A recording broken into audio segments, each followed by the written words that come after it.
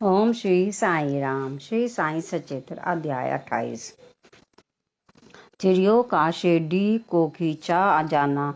लक्ष्मीचंद बुरहानपुर की महिला मेघा का निर्वाण पर कथन।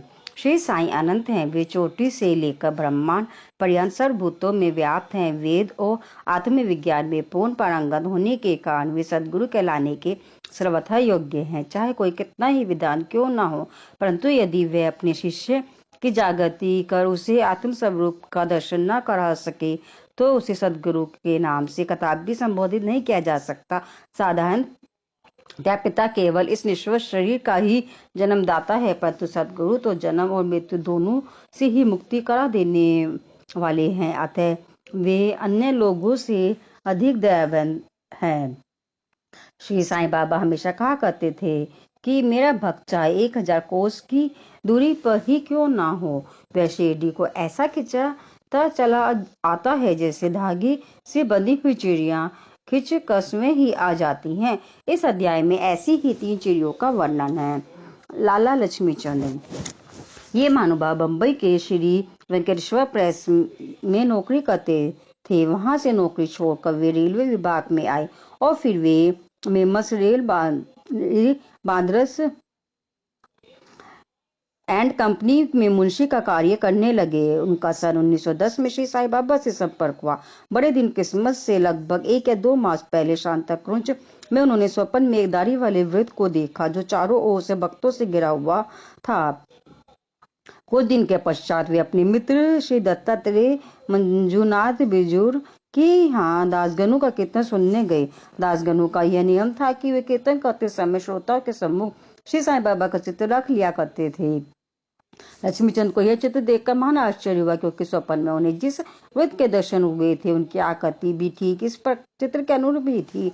इससे वे इस निष्कर्ष पर पहुंचे कि स्वप्न में दर्शन देने वाले शिरडी के श्री साईनाथ समद के अतिरिक्त और कोई नहीं है। चित्र दर्शन, दासगणु का मधुर कीर्तन और उनके संत तुकाराम पर प्रवचन आदि का कुछ ऐसा प्रभाव उन पर पड़ा कि उन्होंने शिरडी यात्रा का दृढ़ संकल्प कर लिया।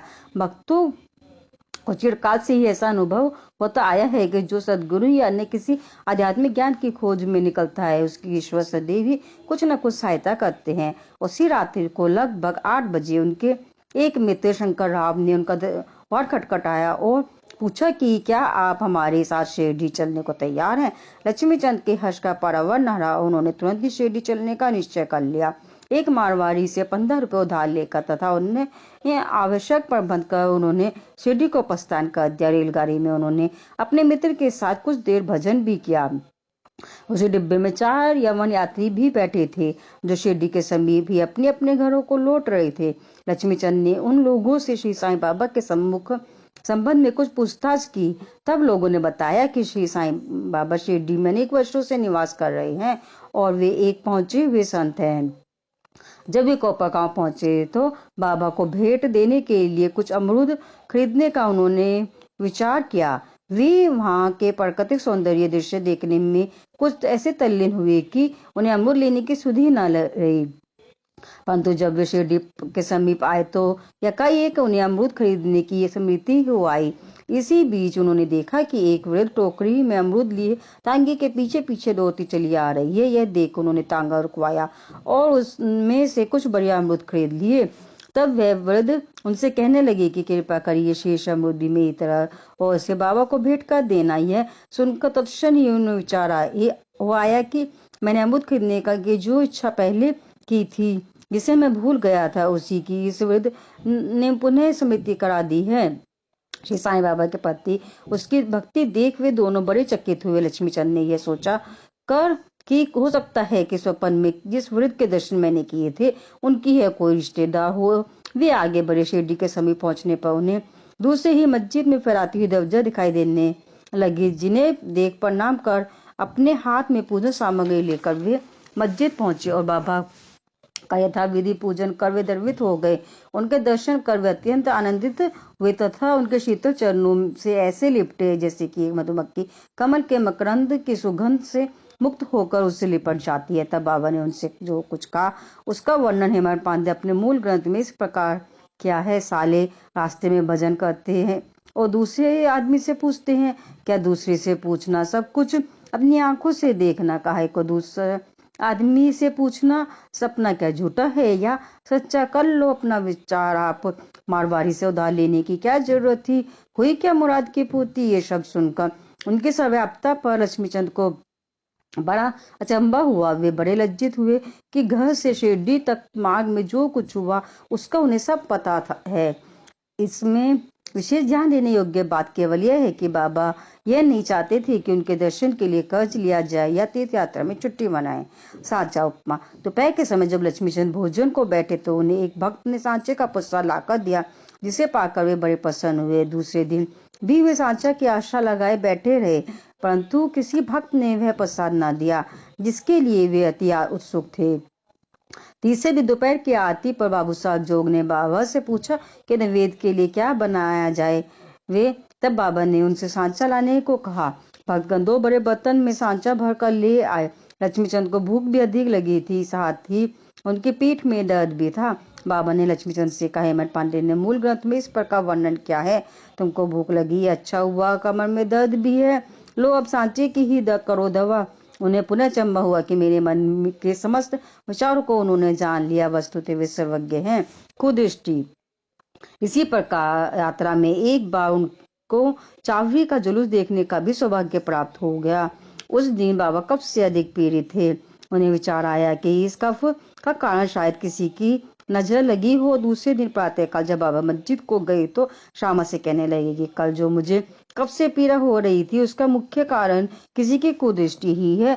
मुझे तो ऐसा प्रतीत होता है कि किसी की नजर लग गई है, इसीलिए यह पीड़ा मुझे हो गई है। लक्ष्मीचंद के मन में जो विचार उठ रहे थे वही बाबा ने भी कह दिए। बाबा की सर्वज्ञता की अनेक प्रमाण और तथा भक्तों के प्रति उनका स्नेह देखकर लक्ष्मीचंद बाबा के चरणों पर गिर पड़े और कहने लगे कि आपके प्रिय दर्शन से मेरे चित्त को बड़ी प्रसन्नता हुई है। मेरा मन मतलब आपके चरण कमल और भजनों में ही लगा रहे। आपके अतिरिक्त और कोई अन्य कोई ईश्वर है इसका मुझे ज्ञान नहीं है। मुझ पर आप सदा दया और स्नेह करें और अपने चरणों के दीन दास की रक्षा कर उसका कल्याण करें। आपके भव भयानक नाशक चरणों का संबंध करते हुए मेरा जीवन आनंद से व्यतीत हो जाए, ऐसी मेरी आपसे विनम्र प्रार्थना है। बाबा से आशीर्वाद तथा उदी लेकर वे मित्र के साथ प्रसन्न हो संतुष्ट होकर मार्ग में उनकी कीर्ति का गुणगान करते हुए घर वापस लौट आए और सदैव उनके अनन्य भक्त बन रहे। शिरडी आने वाले के साथ वे उनको हार कपूर और दक्षिणा भेजा करते थे। बुरहानपुर की महिला। अब हम दूसरी चिड़िया भक्त का वर्णन करेंगे। एक दिन बुरहानपुर में एक महिला ने स्वप्न में देखा कि श्री साईं बाबा उसके द्वार पर खड़े भोजन के लिए खिचड़ी मांग रहे हैं। उसने उठकर देखा तो द्वार पर कोई भी ना था। फिर भी वह प्रसन्न हुई और उसने यह स्वप्न अपने पति तथा अन्य लोगों को सुनाया। उसका पति डाक विभाग में नौकरी करता था। वे दोनों बड़े ही धार्मिक थे। जब उसका स्थानांतरण ओखला को होने वाला लगा तो दोनों ने शिरडी जाने का निश्चय कर लिया और एक शुभ दिन उन्होंने शिरडी को प्रस्थान कर दिया। मार्ग में गोमतीर्थ होकर वे शिरडी पहुंचे और वहां 2 माह तक ठहरे। प्रतिदिन वे मस्जिद जाते और बाबा का पूजन कर आनंद से अपना जीवन व्यतीत करते थे। यद्यपि दंपति खिचड़ी का नैवेद्य भेंट करने को ही आए थे, परंतु किसी कारणवश उन्हें 14 दिन तक ऐसा संयोग प्राप्त न हो सका। उनकी स्त्री इस कार्य में अधिक विलंब न करना चाहती थी, इसीलिए जब 15वें दिन दोपहर के समय वह खिचड़ी लेकर मस्जिद में पहुंची तो उसने देखा कि बाबा अन्य लोगों के साथ भोजन करने बैठ चुके हैं।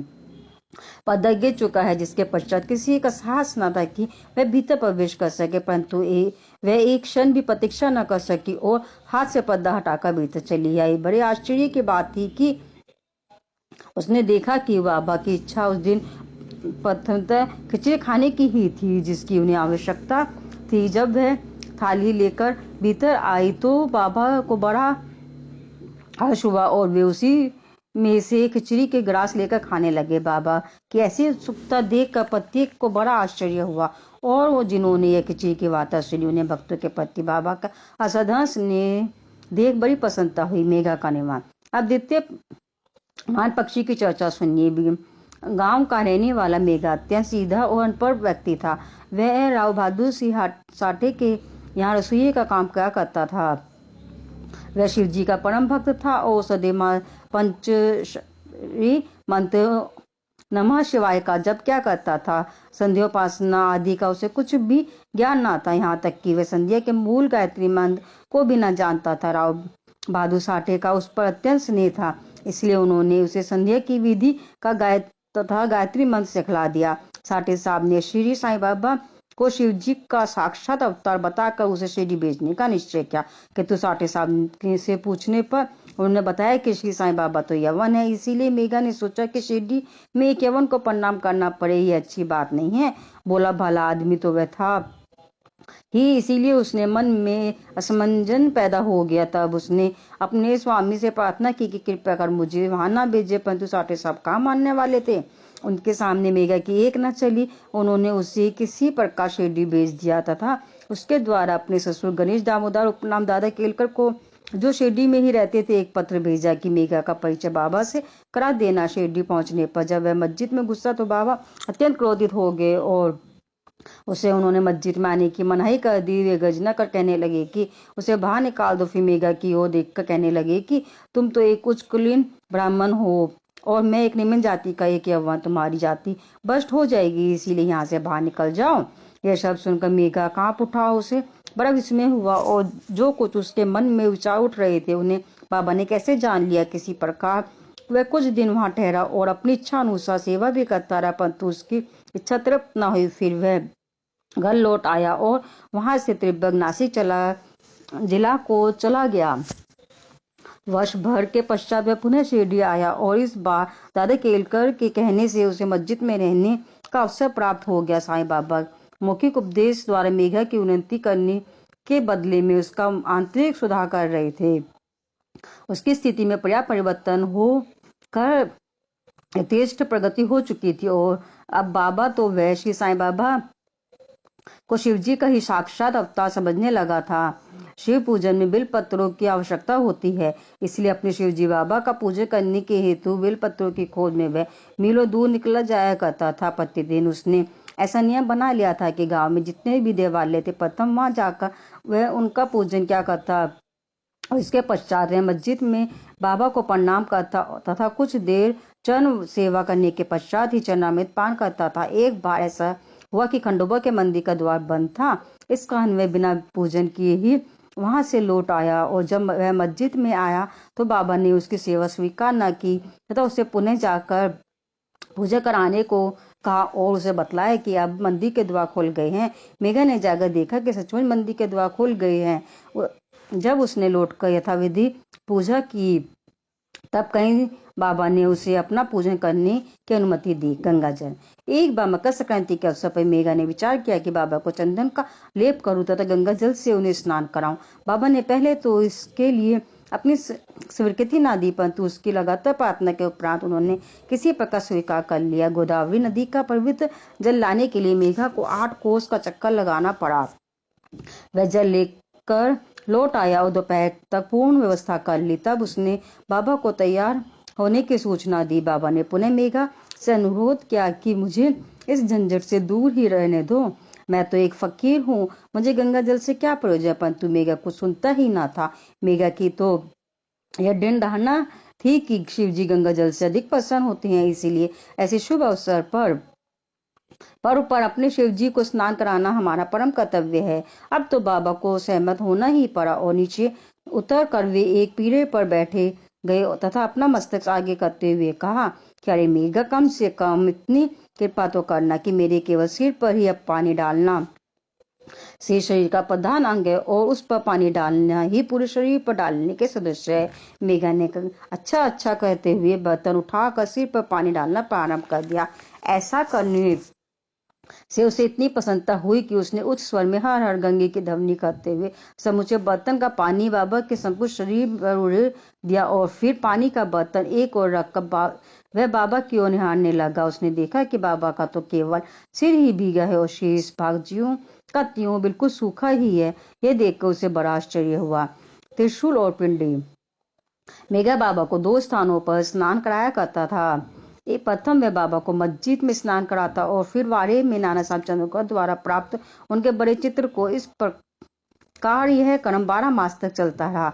बाबा ने उसकी भक्ति तथा विश्वास दृढ़ करने के लिए उसे दर्शन दिए।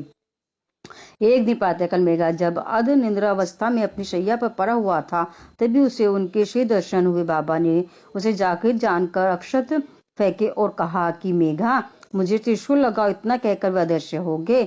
उनके शब्द सुनकर उसने उत्सुकता से अपनी आंखें खोली, परंतु देखा कि वहां कोई नहीं है, केवल अक्षत ही यहाँ वहां बिखरे पड़े हैं। तब वह उठकर बाबा के पास गया और उन्हें अपना स्वप्न सुनाने के पश्चात उसने उन्हें त्रिशूल लगाने की आज्ञा मांगी। बाबा ने कहा कि क्या तुमने मेरे शब्द नहीं सुने कि मुझे त्रिशूल लगा? वह कोई स्वप्न तो नहीं, वह मेरी प्रत्यक्ष आज्ञा थी। मेरे सदैव सदैव अर्थपूर्ण होते हैं, थे पोचे नहीं। मेरा कहने लगा कि आपने दया कर मुझे निद्रा में तो जागृत कर दिया है, परंतु सभी द्वार पूर्वत ही बंद देखकर मैं मूल बुद्धि भ्रमित हो उठा कि कहीं सपन तो नहीं देख रहा था। बाबा ने आगे कहा कि मुझे प्रवेश करने के लिए किसी विशेष द्वार की आवश्यकता नहीं है, ना मेरा कोई रूप है और ना ही कोई अंत है। मैं सदैव सर्वभूतों में व्याप्त हूँ। जो मुझ पर विश्वास रखकर सतत मेरा ही चिंतन करता है, उसके सब कार्य मैं स्वयं ही करता हूँ और अंत में उसे श्रेष्ठ गति देता हूँ। मेघावारिस को लौट आया और बाबा के चित्र के समीप ही दीवार पर एक लाल त्रिशूल खींच दिया। दूसरे दिन एक रामदासी भक्त पुणे से आया। उसने बाबा को प्रणाम कर शंकर की एक पिंडी भेंट की। उसी समय मेघा भी वहां पहुंचे। तब बाबा ने उनसे कहने लगे कि देखो, शंकर भोले आ गए हैं, अब उन्हें संभालो। मेघा ने पिंडी पर त्रिशूल लगा देखा तो उसे महान विस्मय हुआ। वह बाड़े में गया। इस समय काका साहब दीक्षित स्नान के पश्चात सिर पर तौलिया डाले साई नाम का जप कर रहे थे। तब ही उन्होंने ध्यान में एक पिंडी देखी जिससे उन्हें कौतूहल सा हो रहा था और उन्हें सपने में सामने से मेघा को आते देखा। मेघा ने बाबा द्वारा प्रदत्त वह पिंडी काका साहब दीक्षित को दिखाई। पिंडी ठीक वैसी ही थी जैसा कि उन्होंने कुछ घड़ी पूर्व ध्यान में देखी थी। कुछ दिनों में जब त्रिशूल का खींचना पूर्ण हो गया तब बाबा ने बड़े चित्र के पास, जिसका मेघा नित्य पूजन करता था, ही उस पिंडी की स्थापना कर दी। मेघा को शिव पूजन से बड़ा प्रेम था। त्रिपुण खींचने का अवसर देकर तथा पिंडी की स्थापना कर बाबा ने उसका विश्वास दृढ़ कर दिया। इस प्रकार कई वर्षों तक लगातार दोपहर और संध्या को नियमित आरती तथा पूजन कर सन 1912 में मेघा परलोकवासी हो गया। बाबा ने उसके मृत शरीर पर अपना हाथ फेरते हुए कहा कि यह मेरा सच्चा भक्त था। फिर बाबा ने अपनी ही खर्च से उसका मृत्यु भोज ब्राह्मणों को दिए जाने की आज्ञा दी, जिसका पालन काका साहब दीक्षित ने किया। श्री सद्गुरु साईनाथ परमस्तु। शुभम भवन्तु। सप्ताह प्राण चतुर्विश्राम। ओम श्री साईराम।